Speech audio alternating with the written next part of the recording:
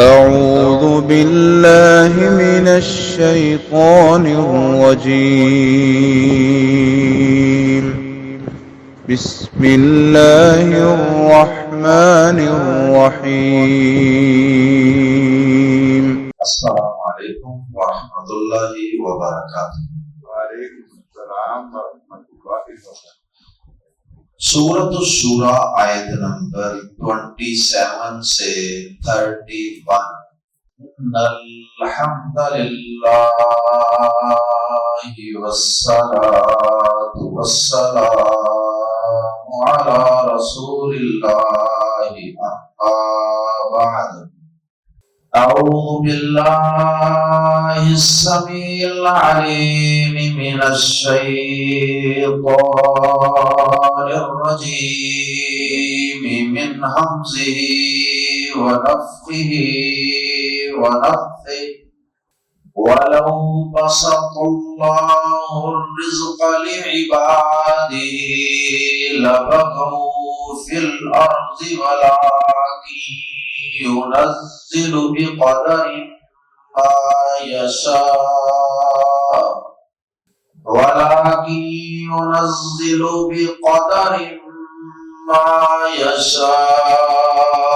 إِنَّهُ بعباده خبير بصير۔ وهو الذي ينزل الغيث من بعد ما قنطوا وينشر رحمته وهو الولي الحميد۔ ومن آياته خلق السماوات والأرض وما بث فيهما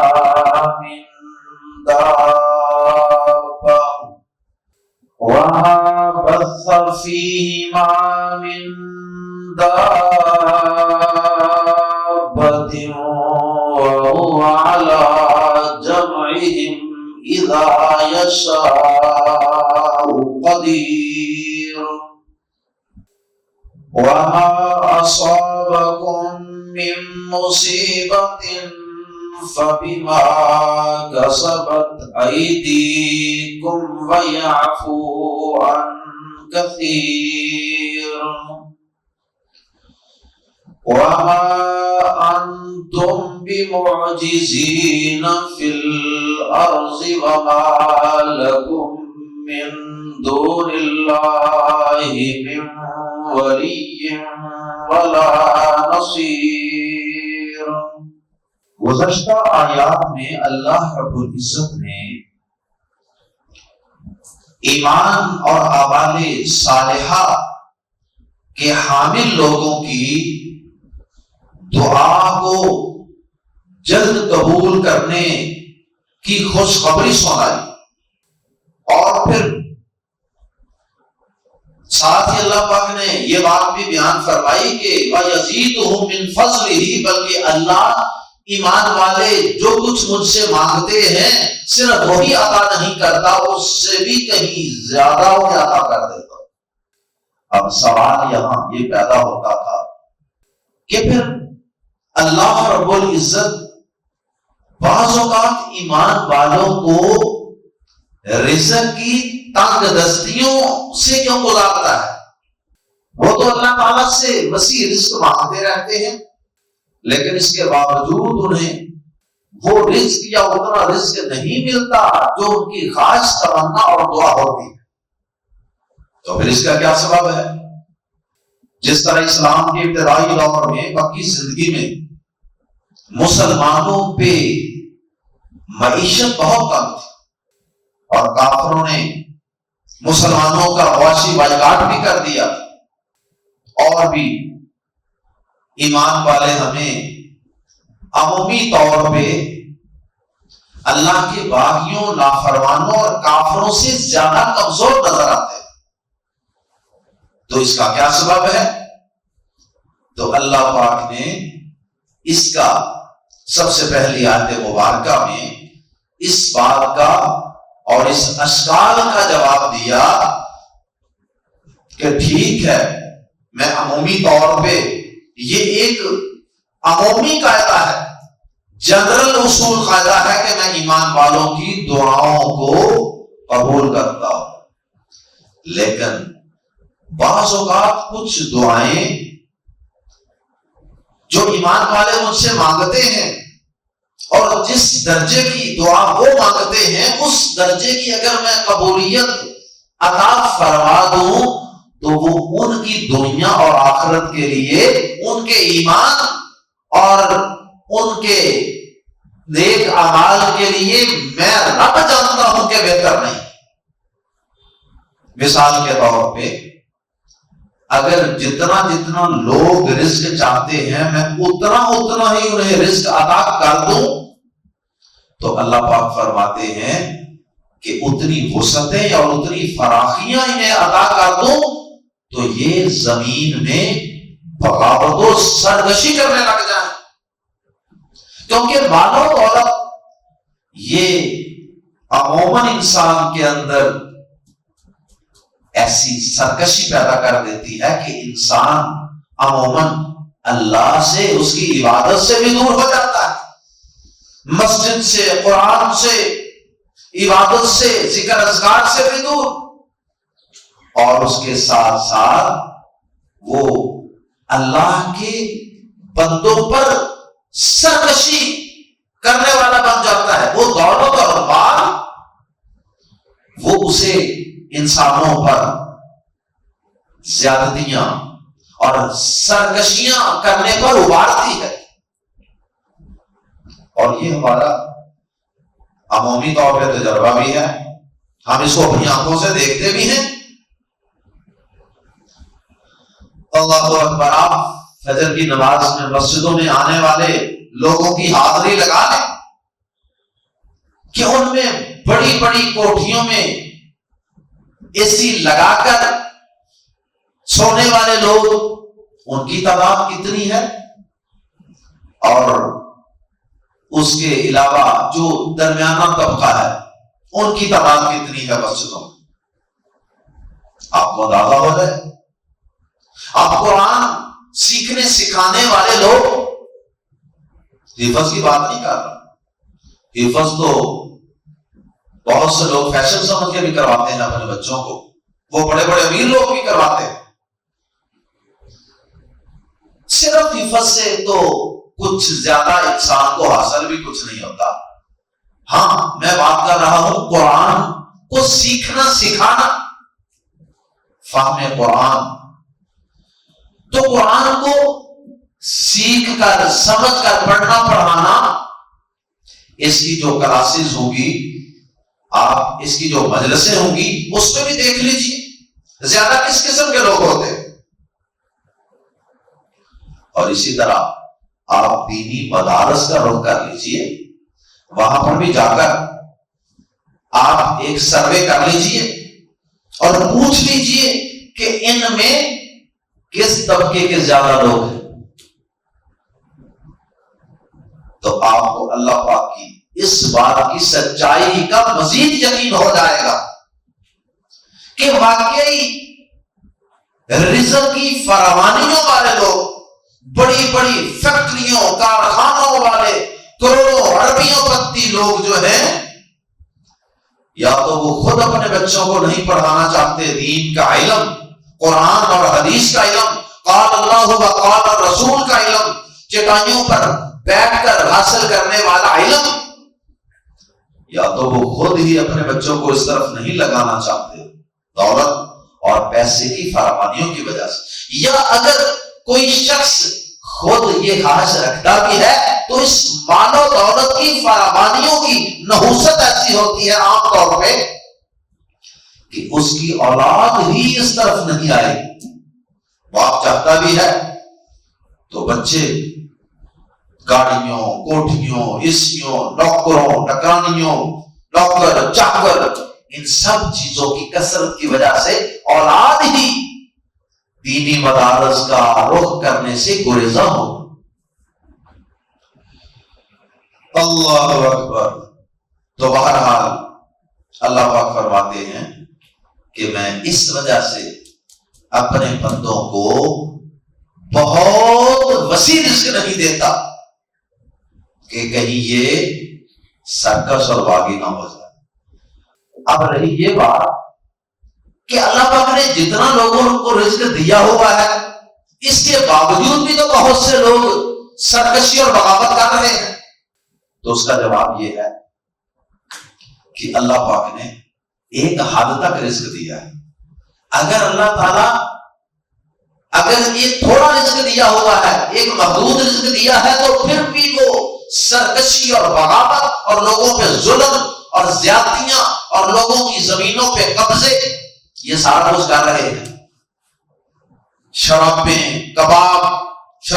کباب اور یہ شادیوں پہ، بیاہوں پہ کنجروں کو نچانا، یہ سارے سلسلے باب دولت کی وجہ سے ہو رہے ہیں۔ تو اگر اللہ پاک ان لوگوں کو جتنی ان کی خواہش ہے، اگر اللہ تعالیٰ ان کو اتنا رزق دے دیتا تو پھر یہ کیا کر دیتے؟ پھر یہ اور زیادہ بغاوت کرتے ہیں، اور زیادہ سرکشی کرتے ہیں۔ اس لیے اللہ تعالیٰ نے ہر ایک کو جتنی اس کی خواہش ہے اس سے کم رزق دیا ہے عام طور پر۔ اللہ ماشاءاللہ بہت تھوڑے لوگ ہوتے ہیں آٹے میں نمک کے برابر کہ جنہیں اللہ پاک نے رزق بھی زیادہ دیا ہو اور ان میں عاجزی ہو، وہ اللہ کے بھی بہت قریب ہیں، بندوں کے اوپر بھی بڑے رحیم ہوں، بڑے کریم ہوں، بڑے شفیق ہوں۔ اللہم اجعلنا منہم۔ اور پھر ایک اور بھی صورت ہے، اگر اللہ تعالیٰ سب لوگوں کو زیادہ رزق دے دیتے، اگر اللہ تعالیٰ نے کچھ کو زیادہ کچھ کو کم دیا، اگر اللہ تعالیٰ سب کو ہی زیادہ رزق دے دیتے تو پھر انسان کو دوسرے کی حاجت ہی نہ رہتی۔ کوئی کسی کے ہاں مزدوری کرتا، کوئی کسی کے ہاں جاب کرتا، کوئی کسی کا امپلائی بنتا، ہر بندہ ہی اپنے اپنے خاں بن کے بیٹھا رہتا اور دنیا کا نظام ہی نہ چلتا۔ سورہ زخرف میں اللہ پاک نے اس بات کی طرف توجہ دلائی ہے کہ ہم نے اس وجہ سے بھی کچھ لوگوں کا رزق تھوڑا سا زیادہ اور کچھ کا کم رکھا ہوا۔ آئیے قرآن مجید کے الفاظ میں پڑھتے ہیں، سورہ شورى آیت نمبر 27 وَلَوْ بَسَطَ، اور اگر باسطہ کا معنی پھیلا دیتا، الباسطو اللہ پاک کا نام بھی ہے، اللہ پاک کے اسماء الحسنی میں سے اللہ پاک کا ایک بڑا پیارا نام، وَلَوْ بَسَطَ، اور اگر وہ فراخ کر دیتا، پھیلا دیتا، وسیع کر دیتا، الرزق، رزق جتنا بندوں نے مانگا، لِعِبَادِهِ، اپنے بندوں کے لیے، لامزہ بنا کو یقیناً بغو، وہ سرکش ہو جاتے، فی الارضی زمین میں، وہ زمین میں سرکش ہو جاتے، اللہ کی حقوق کے حوالے سے بھی اللہ کے بھی باغی ہو جاتے اور بندوں پر بھی ظلم زیادتی کرتے۔ ولیکن، اور لیکن، ينزل، وہ نازل کرتا ہے، بھی قدرن، بھی ساتھ، قدرن ایک اندازے، قدرن کی تنوین کی وجہ سے ہم ترجمہ کر رہے ہیں ایک اندازے، بھی قدرن ایک اندازے کے ساتھ، ولیکن ينزل بقدرن، اور لیکن وہ ایک اندازے کے ساتھ اتارتا ہے، یعنی رزق اللہ پاک ہر ایک کو ایک اندازے کے ساتھ دیتا ہے۔ یہ اندازہ وہی بہتر جانتا اور سمجھتا ہے جو اتنی بڑی مخلوقات اور ان میں اس نے رزق کو بانٹا ہوا ہے اور اس کا اتار چڑھاؤ بھی وہ کرتا رہتا ہے، اس میں بیلنس رکھتا ہے۔ وَلَكِنْ يُنَزِّلُ بِقَدَرٍ مَا يَشَاءُ، اور لیکن وہ ایک اندازے کے ساتھ اتارتا ہے، ما یشاء، جتنا چاہتا ہے۔ انہو، یقیناً وہ، بھی عبادہ، اپنے بندوں سے، خبیر، پوری طرح باخبر یا خوب باخبر ہے، بلن، بصیر، خوب دیکھنے والا۔ یہ خبیر اور بصیر یہ دونوں اللہ پاک کے صفاتی نام ہیں اور دونوں میں مبالغہ پایا جاتا ہے، اس لیے ہم ترجمہ کر رہے ہیں خوب باخبر، خوب دیکھنے والا۔ وہ اپنے بندوں سے خوب باخبر اور وہ ان پر خوب نظر کیے ہوئے، ان کو خوب دیکھنے والا ہے، اس لیے اسے پتا ہے کہ کسی کہاں کس وقت کتنا رزق دینا۔ اللہ اکبر۔ پیارے نبی جناب محمد رسول اللہ صلی اللہ علیہ وسلم کی زندگی کو، آپ کی سیرت کو دیکھ لیجئے، آپ کو اس کے اندر بھی بڑی قناعت، بڑا زہد، یعنی دنیا سے بے رغبتی اور مال و دولت اکٹھا کرنے کی کوئی فکر نہیں، کوئی خواہش نہیں، اسے جمع کرنے کی کوئی کوشش نہیں۔ تاکہ آپ فرماتے ہیں کہ اگر مجھے اللہ پاک بہت پہاڑ کے برابر سونا عطا کر دیں، میں محمد صلی اللہ علیہ وسلم 3 دن بھی نہ گزرنے دوں گا مگر میں اس احد پہاڑ کے برابر سونے کو اللہ کی قسم میں اللہ کی راہ میں بانٹ دوں گا، خرچ کر دوں گا، اور اس میں سے سوائے اپنی تھوڑی سی بنیادی ضروریات کے، نان و نفقہ خرچ کے، باقی سارا کچھ بانٹ دوں۔ اور جس شخص کے پاس مال کم ہوگا اس کو اللہ تعالیٰ عبادت کے لیے فرصت بھی زیادہ دیتے ہیں، اور جس کے پاس رزق کے وسائل زیادہ ہیں، مصروفیات بھی اسی حساب سے زیادہ ہوگی، دین کے لیے، عبادت کے لیے وقت نہیں نکلے گا۔ ہر وقت، جسے کہتے ہیں نا پنجابی میں، ہر وقت مصوری پڑی ہوئی، ادھر جانا ہے، وہ کرنا ہے، یہ کرنا ہے، اس کو ملنا ہے، اس کو ادھر بال دینا ہے، اس سے اس کو دکھانا ہے، اس نے آنا ہے، فلاں فیکٹری جانا ہے، فلاں جگہ جانا ہے۔ ہمارا بندہ ہوتا ہے اس کے پاس عبادت کے لیے، قرآن کی تلاوت کے لیے، ذکر اذکار کے لیے، خیر کے کاموں کے لیے وقت بھی اللہ تعالیٰ اس کو وسیع عطا کر دیتا ہے۔ پیارے نبی صلی اللہ علیہ وسلم کی حدیث ہے صحیح بخاری، آپ نے فرمایا اللہ کی قسم، صحابہ کرام سے اور اپنی امت سے مخاطب ہوتے ہوئے آپ نے فرمایا اللہ کی قسم میں تم پر فقیری سے نہیں ڈرتا، میں تمہارے غریب فقیر ہو جانے سے نہیں ڈرتا، بلکہ میں تم پر رزق کی وسعت اور فراخی سے ڈرتا ہوں، جیسا کہ تم سے پہلے لوگوں پر رزق کو وسیع کر دیا گیا، اور پھر وہ ایک دوسرے سے بڑھ کر رزق میں رغبت کرنے لگے، ایک دوسرے سے زیادہ مال کمانے کی خواہش اور لگن میں مصروف ہو گئے۔ فرمایا کہ مجھے یہ خدشہ ہے کہ تم بھی اسی طرح مال و دولت کی دوڑ میں ایک دوسرے سے آگے بڑھنے کی رغبت اور دوڑ میں نہ لگ جاؤ۔ اور پھر فرمایا کہ اور مجھے اس بات کا خدشہ ہے کہ اور وہ تمہیں اسی طرح ہلاک کر دے، وہ مال و دولت تمہیں اسی طرح ہی ہلاک نہ کر دے جس طرح اس مال و دولت کی فراوانیوں نے تم سے پہلے لوگوں کو ہلاک کیا۔ مجھے اس بات کا خدشہ ہے۔ اور پھر جس کے پاس رزق کم ہوگا قیامت کے دن حساب بھی اس کا آسان ہوگا، اور جو بڑا بندہ ہوتا ہے اس کو ٹیکس والوں سے، ایف بی آر سے کوئی ڈر ہوتا ہے، میرے پاس آئی مجھے نہیں، مجھے کیا کہہ لے گا ٹیکس والوں نے۔ اور جو جتنا امیر ہوتا ہے اس کو اتنا ہی دھڑکا لگا رہتا ہے کہ کہیں آ گئے، کہیں پکڑ لیا، کہیں چھاپا پڑ گیا، پھنس گئے تو کیا بنے گا، اتنا حساب کروڑوں اربوں کا کہاں سے دوں گا، ایسے قیامت کے دن بھی ایسے ہی ہوگا۔ اللہ ہم سب کو رزق کی اتنی فراوانیاں عطا فرما دے جتنی ہم سب پال سکیں، جس میں برکت ہو اور جس مال کو ہم اللہ کی راہ میں خرچ کر سکیں۔ بہرحال اس کے باوجود رزق کی وسعت مانگنا یہ ناجائز نہیں ہے، صرف اس کے ساتھ اللہ سے یہ دعا مانگنی چاہیے کہ یا اللہ اس کے سائیڈ ایفیکٹ سے ہمیں بچا لے اور اس کا صحیح استعمال کرنے کی توفیق عطا فرمائے۔ اللہ اکبر۔ اس کے بعد اللہ پاک نے بارش کے نزول کا تذکرہ کیا، اور پھر اللہ پاک نے زمین و آسمان کو اور پھر اسی طرح جانداروں کو اللہ پاک نے پیدا کر کے مختلف قسم کے جانور، جاندار، ان کو اللہ پاک نے لاکھوں، کروڑوں، اربوں کی تعداد میں پیدا کر کے پوری زمین کے مختلف خطوں میں پھیلا دیا۔ ان ساری چیزوں کو اللہ پاک نے اپنی قدرت کی نشانی کے طور پہ بیان کی۔ سب سے پہلے بارش کا ذکر فرمایا، اور پہلے رزق کی بہت زیادہ فراخی نہ کرنے کا اللہ پاک نے سبب بیان کیا کہ یہ میرے بندے جو ہے نا، یہ تو اب اللہ پاک نے سوال پیدا ہوتا ہے نا کہ پھر یا اللہ تو پھر تو اللہ. اب اللہ پاک نے اس بات کا تذکرہ کیا کہ یہ جو بارش ہے نا یہ میں اپنے ہر بندے کو اور اپنی ہر مخلوق کو عطا کرتا ہوں.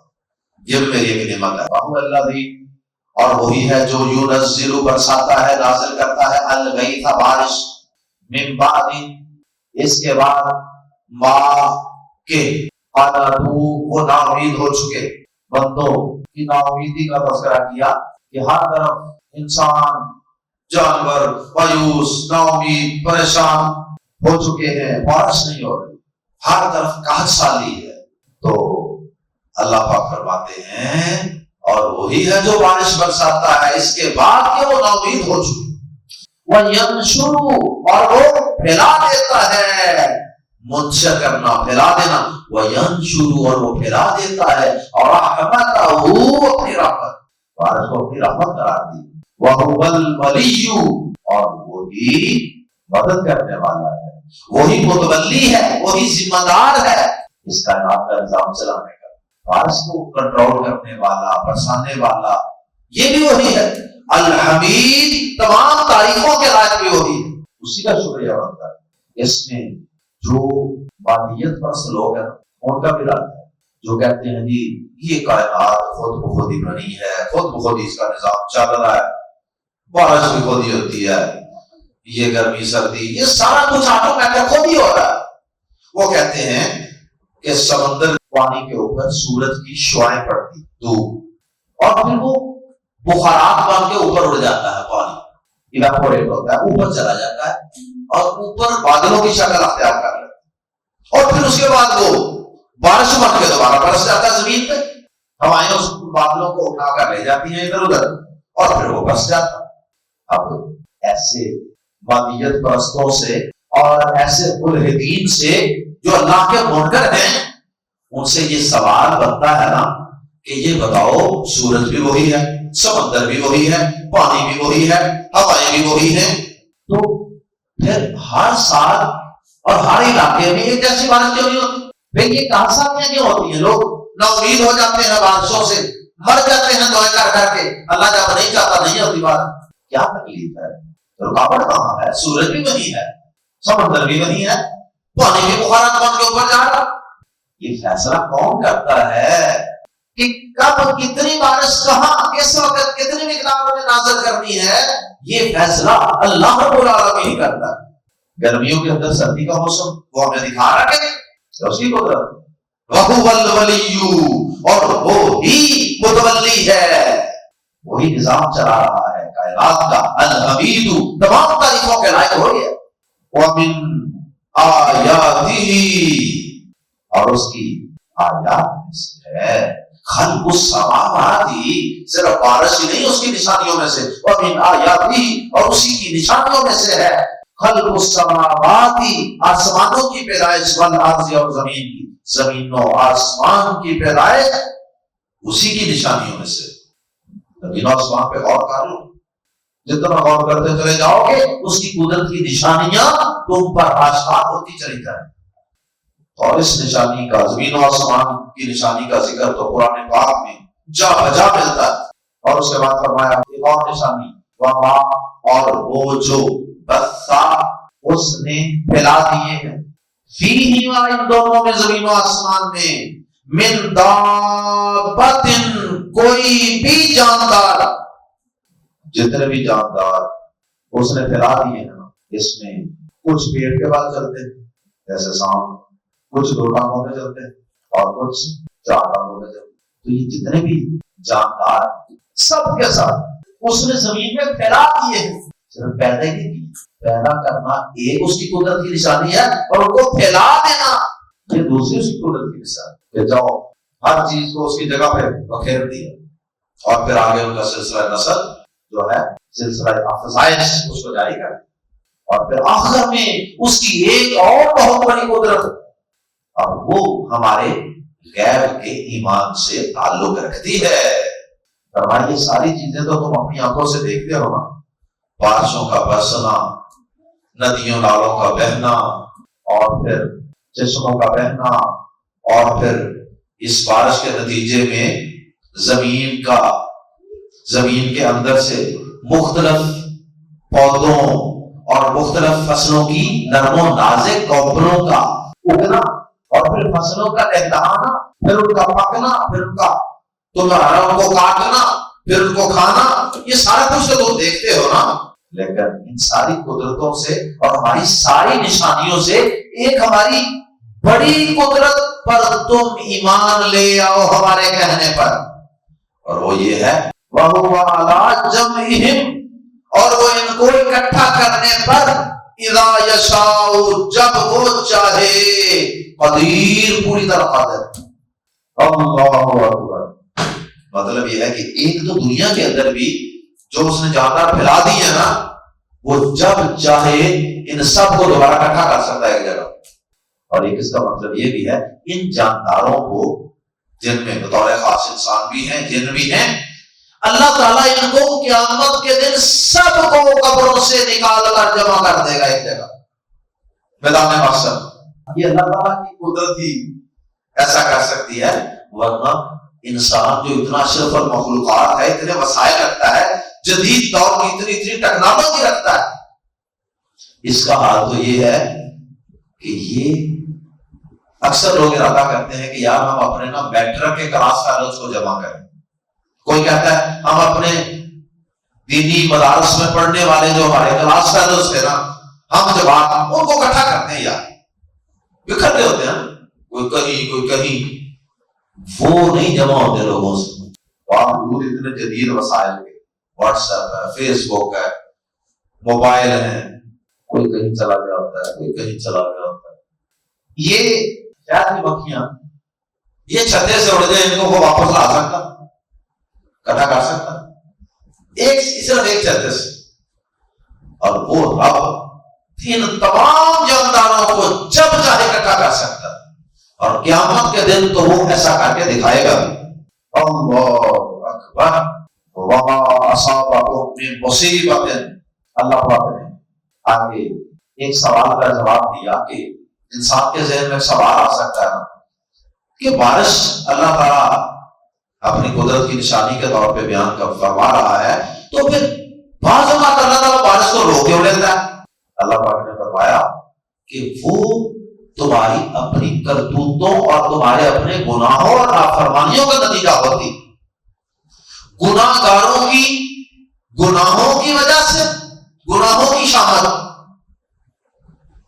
اور جو نیک ہوتے ہیں ان کی نیکیوں میں کمیاں کوتاہیاں، یا پھر ان کے درجات میں بلندی کا ذریعہ بن جاتی ہے. پھر ایسی آزمائش گناہ گاروں کی وجہ سے ساتھ وہ رگڑے تو جاتے ہیں، لیکن پھر اللہ تعالیٰ ان کو اس کا کریڈٹ اور اجر و ثواب دے دیتے ہیں ان کے درجات کی بلندی کی شکل میں. جیسا کہ پیارے نبی صلی اللہ علیہ وسلم نے فرمایا، صحیح بخاری میں حدیث ہے کہ مومن کو جو بھی کوئی دکھ، درد، تکلیف، چوٹ، فکر، غم جو بھی کوئی پہنچتا ہے نا، حتیٰ کہ کانٹا بھی اس کے پاؤں میں چبھ جائے، فرمایا اللہ کفر اللہ بہا من خطایاہ، اللہ تعالیٰ اس غم، فکر، ٹینشن، فکر، تکلیف یا اس کانٹے کی وجہ سے اللہ تعالیٰ اس کے کچھ نہ کچھ گناہوں کو ضرور معاف کر دیتا. اور صحیح بخاری کی دوسری حدیث میں یہ الفاظ بھی ہیں، فرمایا اللہ کفر اللہ بہا سیئاتہ،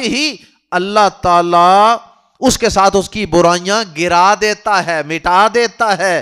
کما تحط الشجرۃ ورقھا، جیسے درخت اپنے خشک پتوں کو گرا دیتا ہے، جیسے درخت سے خشک پتے گرتے ہیں نا، ایسے اللہ تعالیٰ اپنے ایمان والے بندوں کو، مسلم بندوں کو جب کوئی تکلیف، کو کانٹا چبھتا ہے، کوئی بیماری آتی ہے، کوئی بخار ہوتا ہے، تو اللہ تعالیٰ ان کے گناہوں کو اس طرح مٹا دیتا ہے، گرا دیتا ہے. اس لیے مومن کے لیے تو ہر حال میں موج ہی موج ہے. بہرحال یہ جو آزمائشیں ہوتی ہیں یہ عام طور پہ انسانوں کی کرتوتوں اور ان کے گناہوں کی وجہ سے ہوتی ہیں. وما اصابکم، اور جو بھی پہنچے تمہیں، میں مصیبتن، کوئی بھی مصیبت، فبما کسبت ایدیکم، تو وہ اس کی وجہ سے ہے جو تمہارے ہاتھوں نے کمایا، یعنی تمہارے اعمال. ویعفو عن کثیر، حالانکہ وہ بہت سی چیزوں سے درگزر کر جاتا ہے. ہر غلطی پر تو وہ تمہاری پکڑ کرتا بھی نہیں، ورنہ تو اس زمین پہ بچے کوئی نہ. اللہ اکبر. سورہ سجدہ آیت نمبر 21 میں بھی اللہ پاک نے ایسی ہی بات بیان فرمائی ہے. وَلَنُذِيقَنَّهُمْ مِنَ الْعَذَابِ الْأَدْنَى دُونَ الْعَذَابِ الْأَكْبَرِ لَعَلَّهُمْ يَرْجِعُونَ. اور اسی طرح سورہ روم میں بھی ظَهَرَ الْفَسَادُ فِي الْبَرِّ وَالْبَحْرِ بِمَا كَسَبَتْ أَيْدِي النَّاسِ. یہی مضمون بیان ہوا. اور آخری آیت میں اللہ پاک فرماتے ہیں کہ یہ جتنی بھی تمہاری آزمائشیں ہوتی ہیں، تمہاری کوئی پکڑ آتی ہے، یا وہ بارش کو روک لیتا ہے، یا جو کچھ بھی اللہ تعالیٰ تمہارے ساتھ معاملات کرتا ہے، فرمایا کہ تم اللہ تعالیٰ کو کسی صورت میں بھی عاجز اور بے بس نہیں کر سکتے. یاد رکھنا، وہ جو چاہے اس کائنات کے اندر تصرف کرے، تبدیلی کرے، جو چاہے اس کائنات کے اندر اپنا نظام چلائے اور فیصلے صادر فرمائے. اور یہاں ہمارے مسلمانوں نے ہمارے ہی نیک بزرگوں اور اولیاء اللہ کے متعلق ایسی ایسی باتیں لکھ دی اور بول دی ہیں کہ اللہ کی پناہ کہ جی وہ بزرگ جو ہیں وہ تو اللہ کا کوئی فرشتہ زمین پہ آتا تھا، اللہ تعالیٰ کا کوئی پیغام لے کر، کوئی آرڈر لے کر، تو وہ بزرگ تو اس فرشتے کو مار کے بھگا دیتے تھے. اللہ محفوظ فرمائے. اللہ تعالیٰ فرماتے ہیں وَمَا أَنْتُمْ، اور نہیں ہو تم. بازر بھی یہ ماں میں زور پیدا کرنے کے لیے ہے، یہ بازر بھی کا حرف جار. بازر بھی ہرگز یا کسی صورت بھی معجزین، عاجز کرنے والے، میم پیش منہ کی وجہ سے یہ اسم الفاعل ہے، عاجز کرنے والے. معجزین جس طرح مؤمنین ایمان لانے والے، معجزین عاجز کرنے والے، بے بس کرنے والے. فی الارض زمین، وما انتم بمعجزین فی الارض، اور تم ہرگز زمین میں عاجز کرنے والے نہیں ہو. کس کو؟ اللہ تعالیٰ کو. مراد اللہ تعالیٰ ہی ہیں، جیسا کہ اگلے حصے سے واضح ہو رہا ہے. وما لکم، اور نہ ہی تمہارے لیے ہے، من دون اللہ، اللہ کے سوا، من ولی، کوئی دوست، ولا نصیر، اور نہ کوئی مددگار. اور اللہ کے سوا تمہارا کوئی دوست اور کوئی مددگار بھی نہیں ہے، اور تم اللہ کو عاجز اور بے بس بھی نہیں کر سکتے ہو. اس لیے بہتری اسی میں ہے کہ اللہ کے ساتھ ہی لو لگا کے رکھو، اللہ کے ساتھ ہی دوستی لگا کے رکھو، اللہ کے ساتھ ہی تعلق بنا کے رکھو. اللہ ہم سب کو زندہ رکھے تو اسلام پہ، اور اللہ ہمیں ہر قسم کی آزمائش سے محفوظ فرمائے، اور اللہ تعالی ہمیں رزق حلال اتنا وافر عطا فرمائے جو ہمارے لیے فتنہ اور آزمائش نہ بنے. سبحانک اللہم و بحمدک، اشہد ان لا الہ الا انت، استغفرک و اتوب الیک.